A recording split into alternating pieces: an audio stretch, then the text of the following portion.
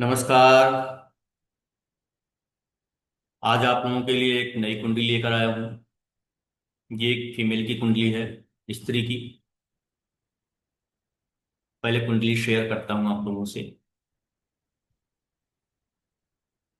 ये कुंडली है।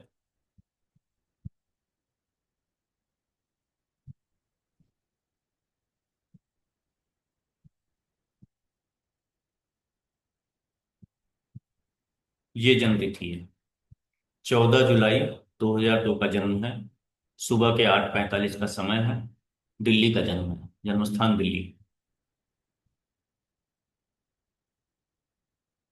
जातिका की उम्र है मात्र 22 वर्ष। 23वां चल रहा है।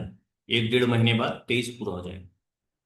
सबसे पहली बात तो हमें ये जानने की जरूरत है, समझने की जरूरत है कि इतनी कम उम्र में, 22 साल की उम्र में ही एक व्यक्ति अर्निंग शुरू कर देता है। ये कुंडली में कैसे देखें? कैसे हम जाने कि कोई व्यक्ति समय पूर्व या कम उम्र में ही अर्निंग शुरू कर देगा, काम धंधा शुरू कर देगा, व्यवसाय शुरू कर देगा, अपना काम शुरू कर देगा या नौकरी शुरू कर देगा, ताकि उसे आय होने लगे। इसका बहुत सिंपल फॉर्मूला है। लग्न का संबंध जब भी दशम भाव से बने तो ऐसे व्यक्ति कम उम्र में ही अर्निंग शुरू कर देते हैं। ये बहुत सिंपल सी बात। आप देखिए, लग्न में 5 नंबर राशि है, यानी कि सिंह राशि है। और दशम में वृष राशि है। दशम का स्वामी लग्न में बैठा है। दशम का स्वामी शुक्र लग्न में बैठा है, यानी कि दशम और लग्न का संबंध बन गया। ये एक कारण हो गया। ये बहुत सॉलिड, बहुत मतलब मजबूत, प्रबल कारण है ये, किसी भी व्यक्ति के कम उम्र में अर्निंग शुरू करने का। ये चीज हो गई। अब इसका प्रश्न ये था कि मेरी जॉब अभी हाल ही में छूटी है। ये लड़की जॉब कर रही थी। मेरी अभी हाल ही में जॉब छूटी और मुझे दूसरी जॉब कब मिलेगी, ये इसका प्रश्न है। यही इसका प्रश्न है, एक ठीक ही प्रश्न था। तो जॉब छूटी क्यों है, पहले हम इसको समझने की कोशिश करते हैं। लग्न में दशमेश बैठा है, बहुत अच्छी प्लेसमेंट है। लग्न में एक ग्रह और बैठा है, चंद्रमा। चंद्रमा क्या है? मन का कारक है, अस्थिरता देने वाला ग्रह है। स्थिरता देने वाला है। मन क्या है? स्थिर नहीं रहता, इसलिए ये स्थिरता नहीं देता। चंद्रमा चंद्रमा यात्राएं भी कराता है अपनी दशा में।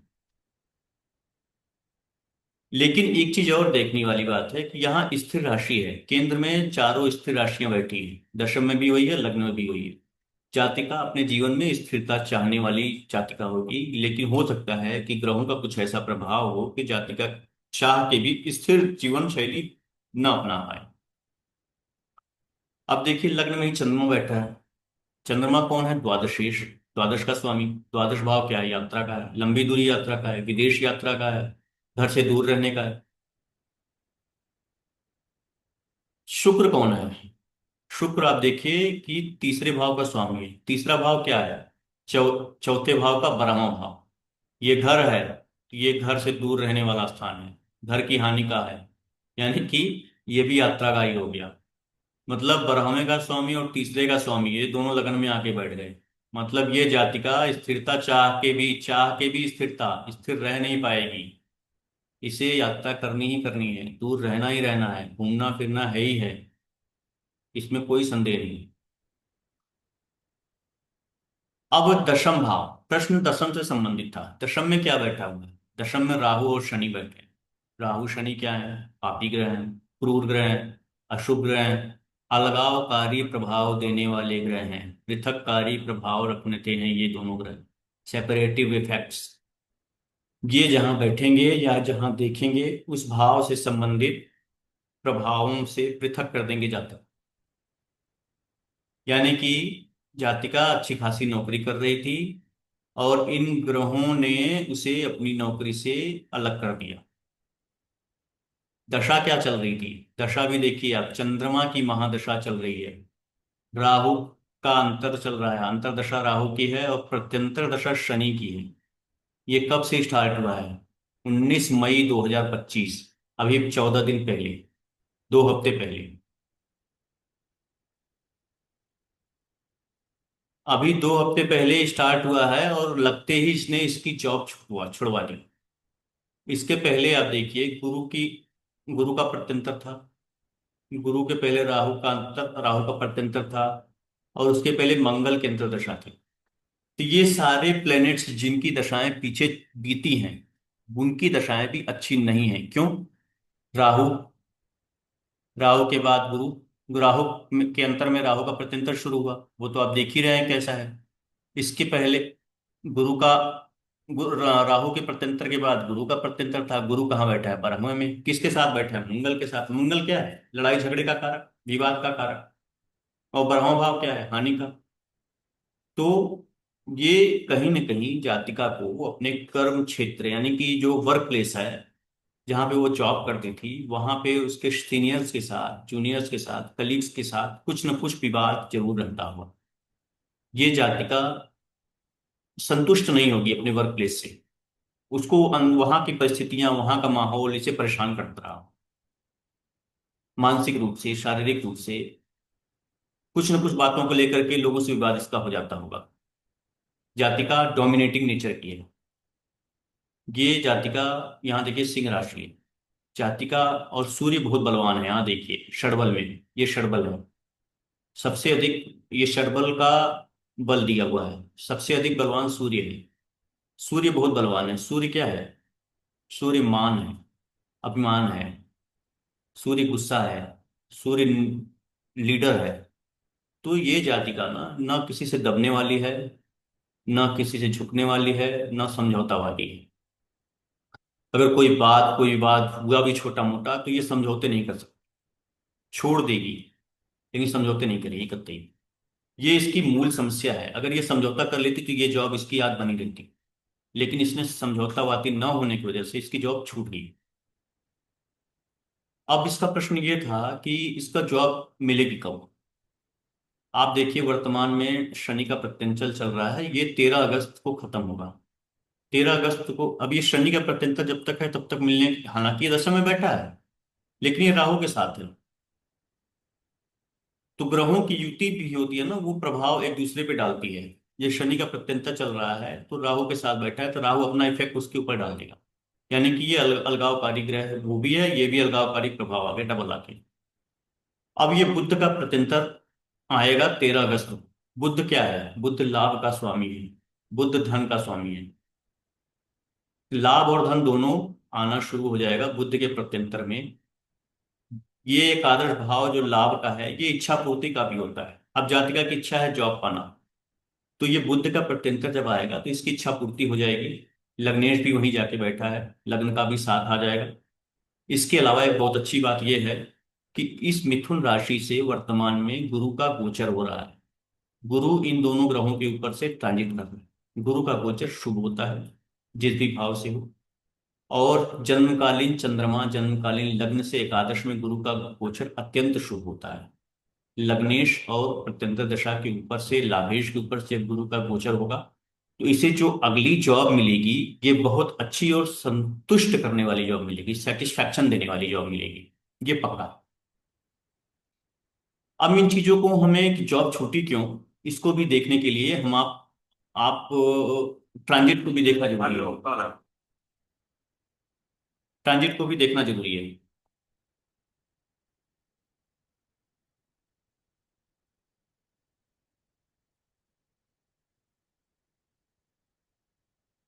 ये ट्रांजिट चार्ट है। ये वाला जो हिस्सा है, ये देखिए, ये वाला, ये बीच वाला जो खाना है, ये किसी की भी जातक के लग्न पत्रिका है। ये इस कुंडली का लग्न पत्रिका है, देख लीजिए आप। और इसके बाहर वाला जो हिस्सा है, इसके बाहर वाला हिस्सा यानी ये वाला हिस्सा, ये हिस्सा वर्तमान गोचर है। आज का गोचर, ट्रांजिट चार्ट। ये वाला ट्रांजिट चार्ट है। आप देखिए यहाँ लग्न में सिंह राशि थी, दशम में वृष राशि। ट्रांजिट में भी आप देखिए यहाँ 5 नंबर लिखा हुआ है। लग्न में ये लग्न भाव है, और ये दशम भाव है। यहाँ वृष राशि लिखी है, देखिए 2 नंबर लिखा है। देखिए लग्न से इस समय चंद्रमा और केतु का गोचर हो रहा है। सप्तम भाव से राहु का। ये अष्टम भाव है, यहाँ शनि का गोचर हो रहा है। ये नवम भाव है, शुक्र का गोचर हो रहा है। दशम भाव से सूर्य बुध का गोचर हो रहा है। एकादश भाव से गुरु का गोचर हो रहा है। मैंने अभी आपको बताया था मिथुन राशि से गुरु का गोचर, सूर्य और बुध के ऊपर से गुरु का गोचर हो रहा है। और द्वादश भाव से मंगल का गोचर हो रहा है। अब मैंने कहा आपको कि 13 अगस्त को इसको जॉब मिल 13 अगस्त के बाद इसको जॉब मिलेगी। हम 13 अगस्त का अभी ट्रांजिट लगा लेते हैं। यहाँ देखिए तारीख लिखा हुआ है 2 जून 2025।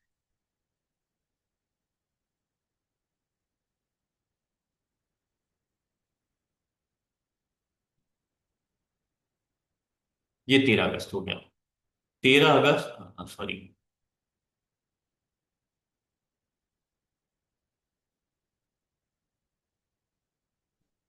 ये 13 अगस्त हो गया, 13 अगस्त 2025। 13 अगस्त 2025 को हम ट्रांजिट देख लें क्या है।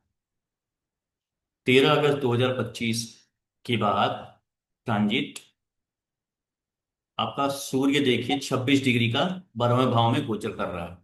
ठीक है। शुक्र का गोचर आप देख लीजिए यहाँ पे 20 डिग्री का एकादश भाव में है। शुक्र कौन है? दशमेश है। सूर्य कौन है? ये लग्नेश है और द्वादश से जो ट्रांजिट कर रहे हैं 26 डिग्री की, यानी कि 4 दिन बाद ये आ जाएंगे लग्न में। 13 तारीख, 13 अगस्त, रुकिए। अ,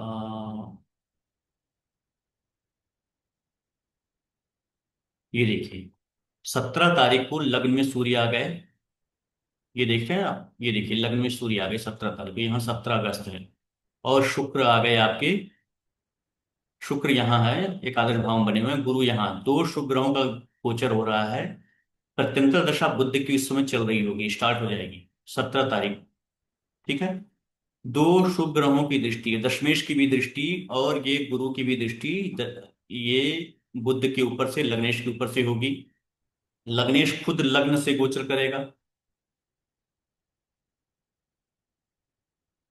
और ये दशानाथ चंद्रमा भी आप देखिए यहां से गोचर कर रहे हैं दशम से। ये तो हालांकि हर दूसरे दिन तीसरे दिन एक राशि बदलते रहते हैं। तो इन जॉब जब भी ये ज्वाइन करेगी तो चंद्रमा या तो यहाँ होंगे, या यहाँ होंगे, या यहाँ होंगे, या यहाँ होंगे, इन भावों में, या यहाँ होंगे, इन भावों में होंगे। उसी दिन ये जॉब पकड़ेगी। तो कुल मिला जुला के हम ट्रांजिट में भी देख रहे हैं कि जॉब मिलने की जो संभावना रहेगी वो इन समय में रहेगी। अब ये जॉब जो छूटी थी उसको हम ट्रांजिट में अगर देखना चाहें, समझना चाहें, तो आप देख लीजिए कि मई 19 मई 2025। ठीक है। 17 मई को वो दशा लगी थी शनि की। ये 19 मई है। शनि आप देखिए कहाँ से ट्रांजिट कर रहा है। शनि ट्रांजिट कर रहा है अष्टम भाव से। और शनि की दृष्टि, उस समय शनि का प्रत्यंतर था ना जब ये जॉब छूटी थी। तो शनि की दृष्टि आ रही है यहाँ। आप देख लीजिए शनि की दृष्टि दशम पे आ रही है, ये ट्रांजिट वाले शनि की दृष्टि दशम पे आ रही है। तो जिस भी भाव के अंतर्दशा चल रही हो, प्रत्यंतर दशा चल रही हो, उस भाव से संबंधित जो रिजल्ट मिलना होता है, यदि उस पर शुभ ग्रह का प्रभाव आ गया, ट्रांजिट के शुभ ग्रह का, तो शुभ फल मिलेगा। और अगर ट्रांजिट के शुभ ग्रह का प्रभाव आ जाएगा तो अशुभ फल मिलेगा। बहुत सिंपल सी बात है। तो शनि की दृष्टि यहाँ पे आ रही है। और लग्न में भी आप देखिए, जो लग्न में शुक्र बैठा है। शुक्र कौन? दशमेश। तो दशमेश के ऊपर से केतु का गोचर हो रहा था उस समय। तो दशम और दशमेश दोनों पे अशुभ ग्रहों का प्रभाव था। ये बहुत सिंपल सी बात हम यहाँ कह सकते हैं। तो ये हो गई एक जॉब छूटने का कारण मैंने बताने का कोशिश किया है। और जॉब मिलेगी कब ये भी बताया मैंने, ट्रांजिट लगा के भी दिखाई। अब इसको हम न्यूमरोलॉजी से भी जज कर सकते हैं, समझ सकते हैं कि जातिका के साथ ये समस्या क्या इस साथ आ सकती थी। न्यूमरोलॉजी बता सकता है। हम एक बार न्यूमरोलॉजी भी देख लेते हैं।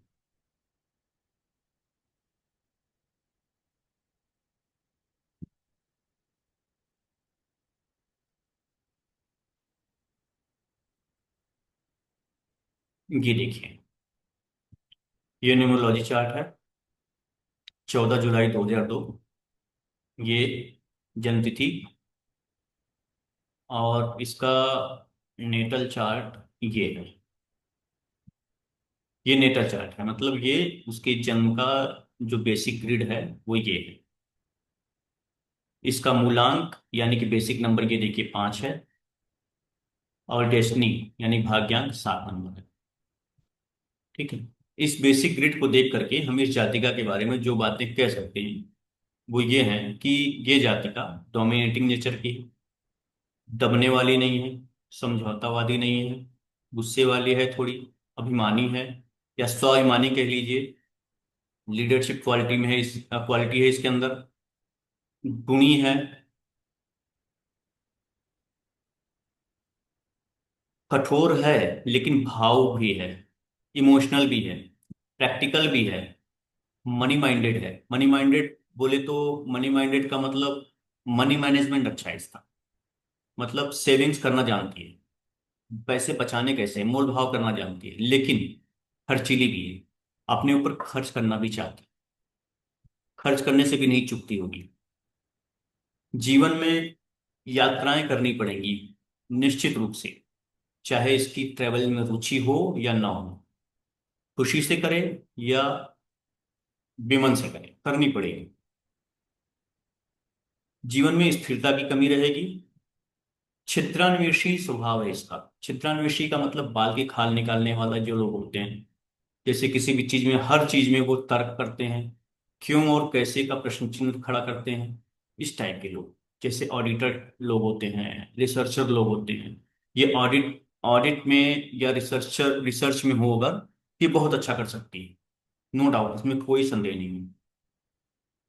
ये इसके ग्रिड देख करके इतनी बातें हम बहुत आराम से कर सकते हैं, और जो कि लग्न पत्रिका में भी ये सब चीजें दिख रही थी, काफी कुछ चीजें दिख रही थी, वहां पे भी मैच हो रहा है। अब इसका वर्तमान दशा, यहाँ इसमें भी न्यूमरोलॉजी में भी महादशा, अंतर्दशा, प्रत्यंतर दशाएं चलती हैं। तो वर्तमान में आप देखिए, जुलाई 24 का, जुलाई 2002 का जन्म है, तो जुलाई 24 से जुलाई 25 ये वाला साल है, ये वाला ग्रिड बन रहा है इस साल। इसमें भी महादशा जो चलती है और अंतर्दशा चलती है। तो ये देखिए 8 नंबर, यहाँ इस ग्रिड में देखिए 8 नंबर नहीं था, खाली था ये वाला जगह, यहाँ 8 नंबर आ गया है, यानी कि ये नंबर आ गया, इसका मतलब जिसकी दशा और अंतर्दशा चल रही होती है वो नंबर ग्रिड में आ जाता है। तो इसमें 8 आ गया, ये महादशा दिखा रहा है। और 1 नंबर यहाँ देखिए बढ़ गया है, यहाँ सिंगल 1 था, यहाँ डबल 1 हो गया है, पीला वाला जो 1 है, ये अंतर्दशा है। तो 8 और 1 एक्टिव है। जिसके भी ग्रिड में 8 और 1 एक्टिव हो जाए, उस साल उसको